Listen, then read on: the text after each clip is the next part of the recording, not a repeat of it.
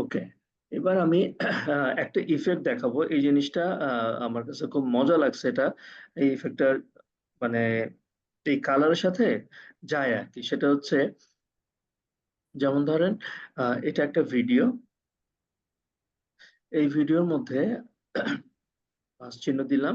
আচ্ছা, এখন ধরেন আমি এই ভিডিওর মধ্যে এই ভিডিওর মধ্যে আমি একটা কালার অ্যাপ্লাই ইফেক্ট অ্যাপ্লাই করব। সেই ইফেক্টটার নাম হচ্ছে মনে করেন পেজ প্লি ইফেক্ট।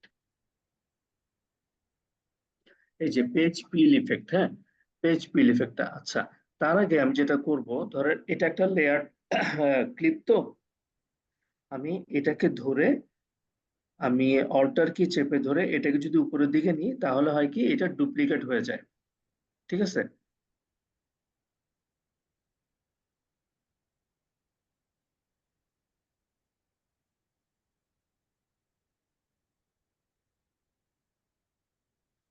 আর এখানে এসে ইফেক্টটা নিয়ে নিল কেন? দরকার নেই, আমি নতুন করে আসি। এখানে আর আগের একটা কাজ করতেছিলাম, তো ওইটার ইফেক্টটা নিয়ে নিছে। ওকে, আমি আবার আসি। এটা হচ্ছে আমার ভিডিওটা। এই ভিডিওটাকে আমি ডুপ্লিকেট করতে চাচ্ছি, অল্টার কি চেপে ধরে এখানে রাখলাম। ওকে, সো আমার ভিডিওটা দুইটা চলে আসলো।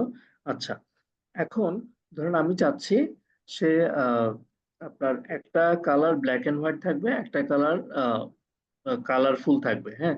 সেটার জন্য ধরুন আমি এই নিচের যে ভিডিওটা আছে সেই ভিডিওটার স্যাচুরেশন 0 করে দিব। আমি ইফেক্ট কন্ট্রোলে গেলাম। না, এটা পাবো হচ্ছে লুমেট্রি কালারে। লুমেট্রি কালারে গেলাম। ধরেন আমি এই যে ক্রিয়েটিভের মধ্যে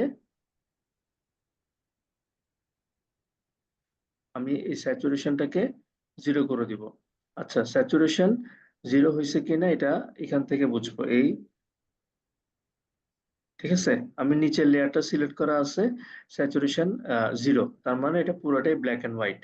ওকে, এই জায়গায় আমি এবার যদি আনি, আমি উপরের লেয়ারটা দেখতেছি শুধুমাত্র, নিচেরটা দেখতেছি না। আচ্ছা, ভালো কথা।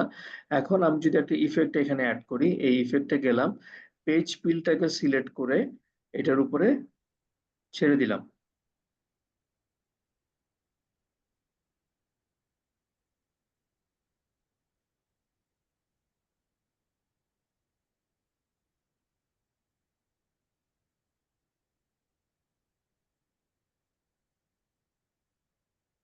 ওকে, এবার দেখেন পেজ পিলটা আসলে কি, এই যে জাস্ট পেজ আমরা পাতা উল্টাই না, সে ধরনের একটা ইফেক্ট। তো সো আমি এটাকে একটু প্লাস দিই। এটা হচ্ছে ইফেক্টটা শুরুতে অ্যাড হয়েছে, হ্যাঁ। এখন ধরেন এটা হচ্ছে একটা ব্ল্যাক এন্ড হোয়াইট, আমি জাস্ট প্লে দিলাম। এই টাইপের একটা ইফেক্ট আসলো। এটাকে যদি আমি আরেকটু টানি, এই ইফেক্টকে ধরে এখানে যদি আপনি আরেকটু টানেন, তাহলে সেটার ইফেক্টটা লেন্থটা বেড়ে যাবে। এবার যদি আপনি প্লে দেন এখানে, জিনিসটা সুন্দর, এই টাইপের একটা ইফেক্ট চলে আসে। ঠিক আছে। এখানে আসলে কি করছি, পুরো জিনিসটা আমি আবার একটু রিক্যাপ করি।